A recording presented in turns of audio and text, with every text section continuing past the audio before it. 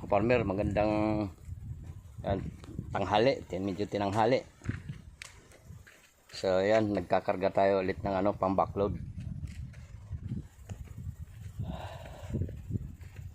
Going ngayon si Tatang sa sa Pampanga.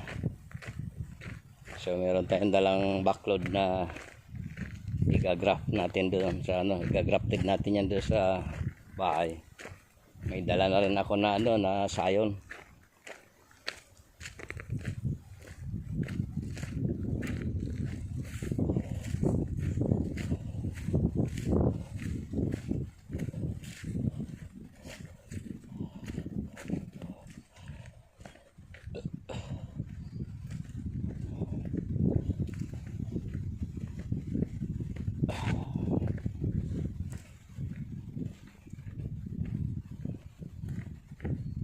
Time check,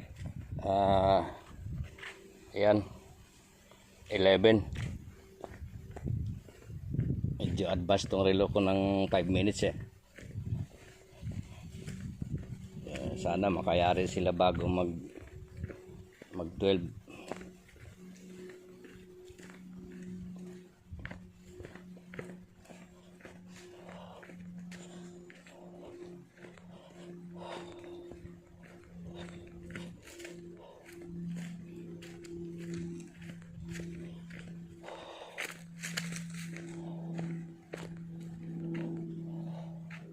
Ito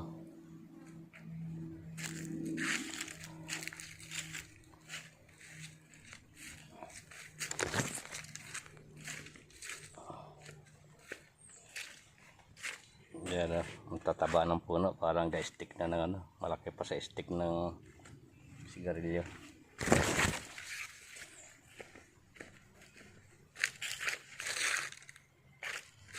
So mga ilang biyahe pa ito.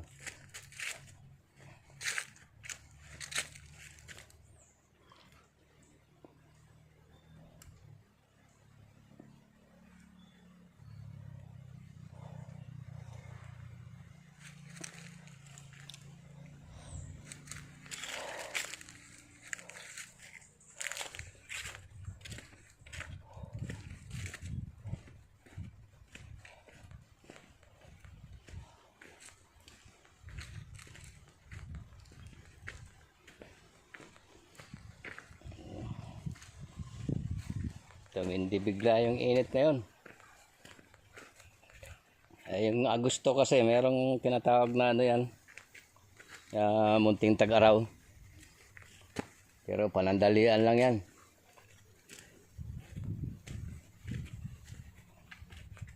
Ito yung pinagtalasan ko ng sayon ng kakao.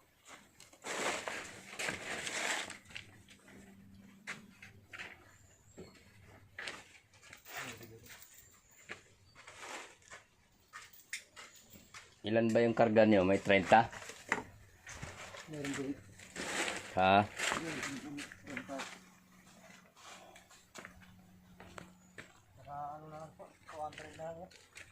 Ha? Konti na lang yung natira.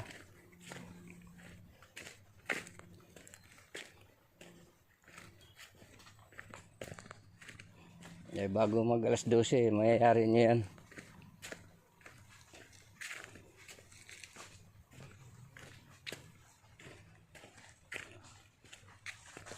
Gawin mo ng 3 patong dyan. 1, 2, 3, 4, 5, 6, 7, 8, 9, 10, 11, 12, 13, 18, 19, 20, 21, 22, 23, 24, 25, 26, 27, 29. 300 pa. Kaya naka 400 na kayo. Isang oras. Sakto yan. Bago mag alas 12, mayari niya. Natapat nga lang tayo sa matinding init. Hindi kasi kagad ako nakaalis kanina. Gawa ng chinik up ko pa yung truck.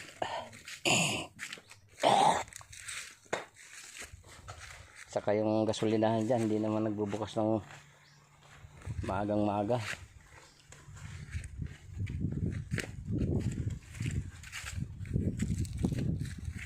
Sirahin mo yung nandyan dyan, oh. Pati yung doon. Kaya mo bang grass cutteran yun? Baka madali mo yung mga kape dyan. Ay, sandali nga lang yan. Pagka grass cutter nga lang, may mga bato dyan. Pero dyan na lang muna unahin mo hanggang doon sa dati. Hanggang doon sa Antipulo. Ulitan mo na ulit yung ano dyan.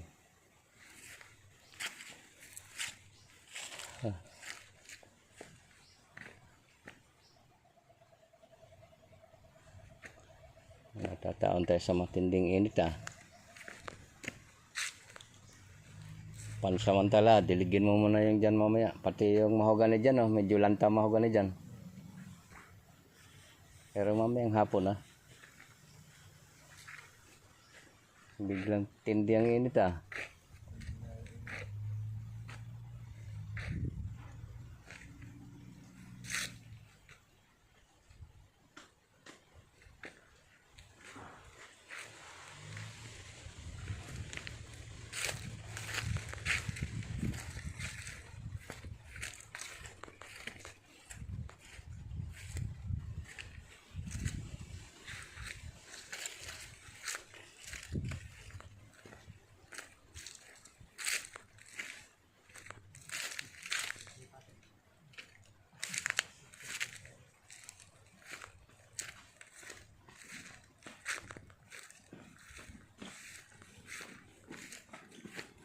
So tingnan na lang natin dito yung pinunla natin na nyug.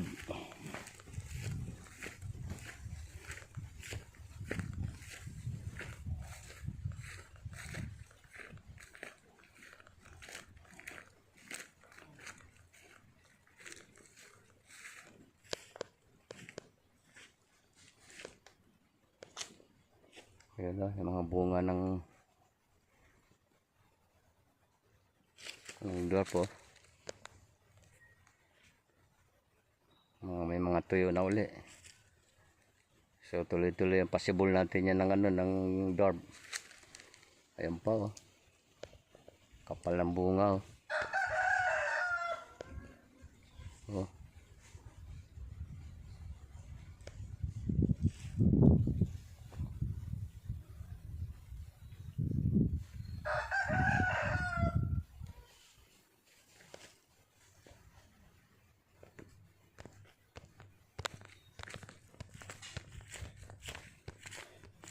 So ito yung ayan na.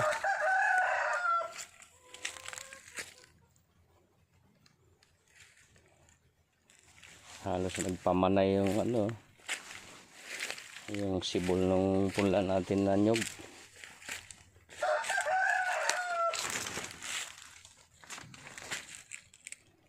Yan.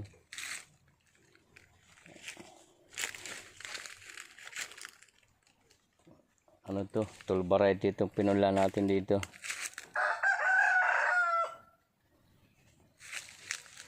Ang dito naman yung pinunla natin na dwarf. Tingnan natin.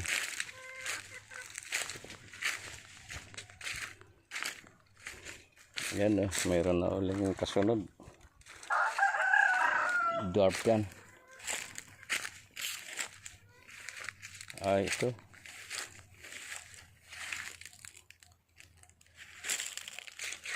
Halos ano din.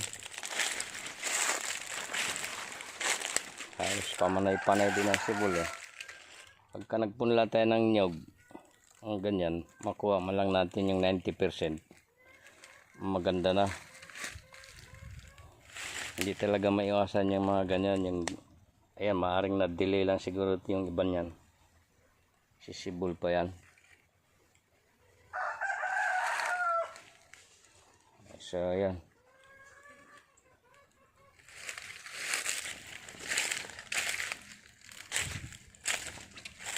Nako, nabulok yung langka na pinahinog ko. Hindi na napansin.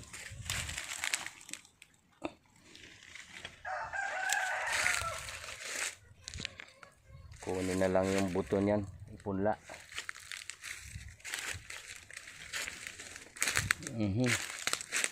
Dito pala, oh. Sumukal na din kaagad dito, oh.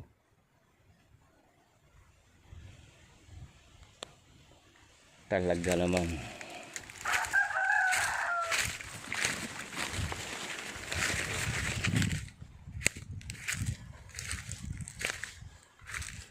Ayan po. Karami ng bunga. Oh.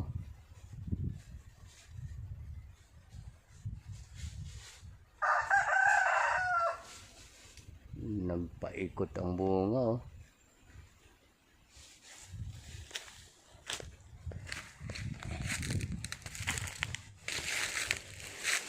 Yan, oh.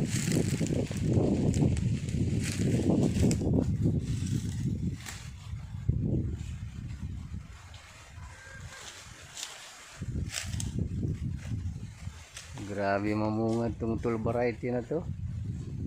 Sipag.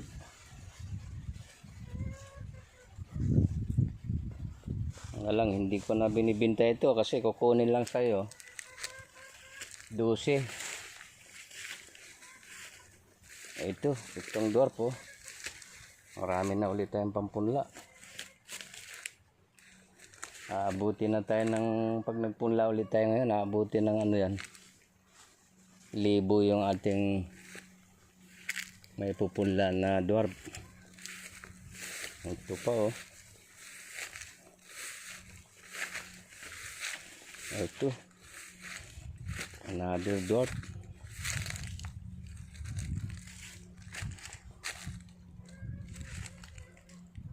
Ipapapitas natin itong mga dwarf na to. Pwede na itong bago yan mahulog dyan sa puno. Ayan pa, oh. Ayan, tall variety yan, pero grabe yung bunga, oh.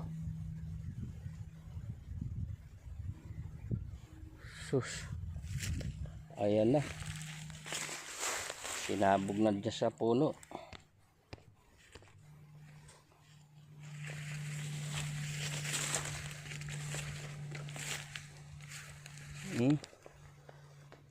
Grabe talaga bunga nila, oh.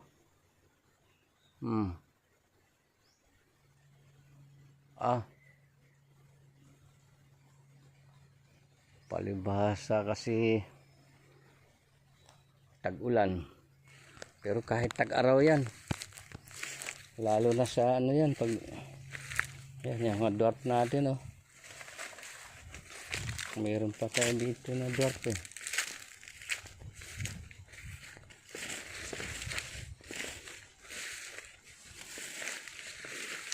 Ito.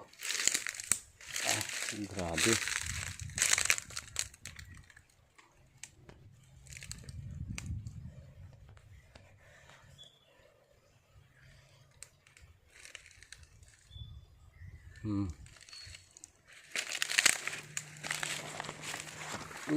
Talagang paikot talaga yung bunga, oh.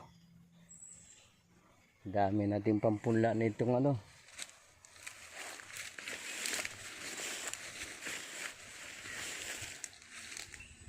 Tapos yung tall variety, oh.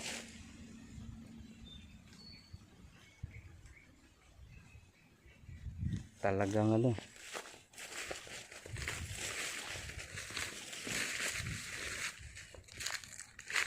Pero plano ko pagka meron na tayong magtutuba,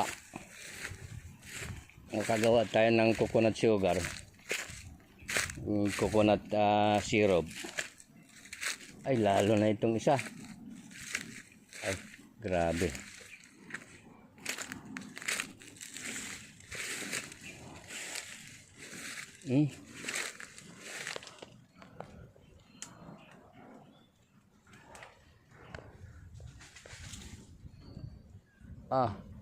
Talaga naman.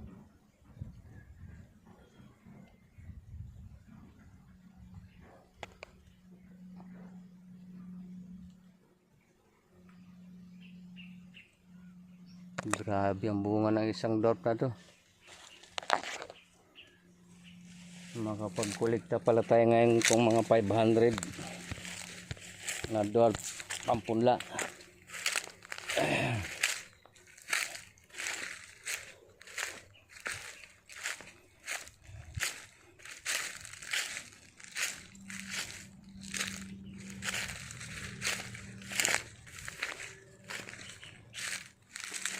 Ngayon lang ulit kasi ako nakasuot dito sa area na to.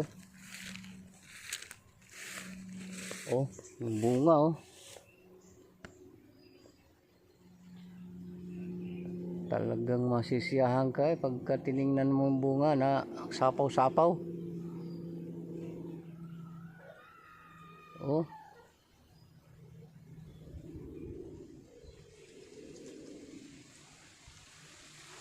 Sigurado pag tinubaan niya, ang lakas niya magtuba.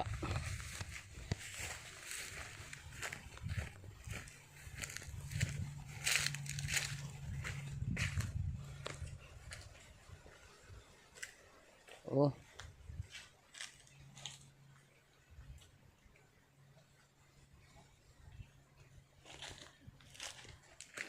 Yan mga kaparmer. Ito pa, dwarf ito.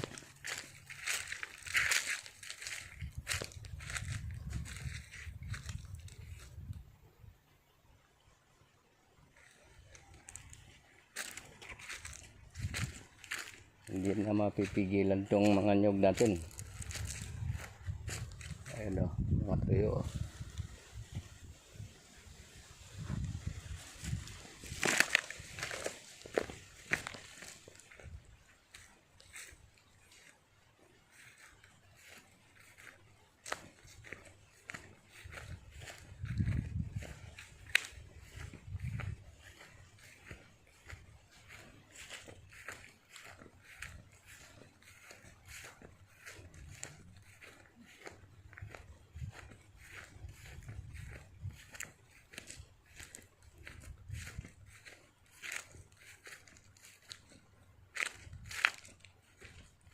$200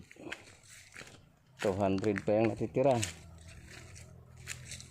Karga niya 30, 60 lang pala bawat biyahe niya.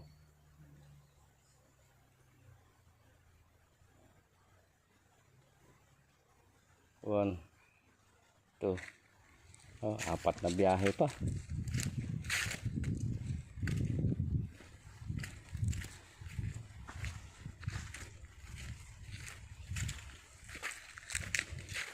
Tsaga-tsaga lang, inabot tayo mainit. Pero pampalakas na yung init na yan. Para kayang solar niyan, kargado.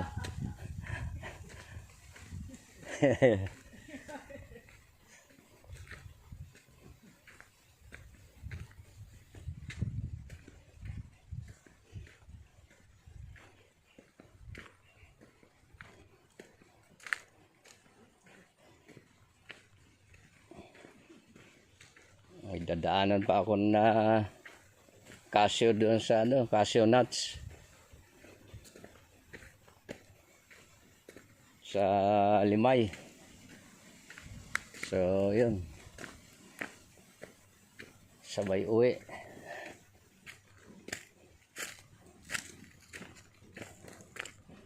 Mga kaparmer, maraming salamat sa inyo. Yung pakonti-konti yung pagsubaybay. Yung ibang nais mag-subscribe, paki-subscribe po ninyo.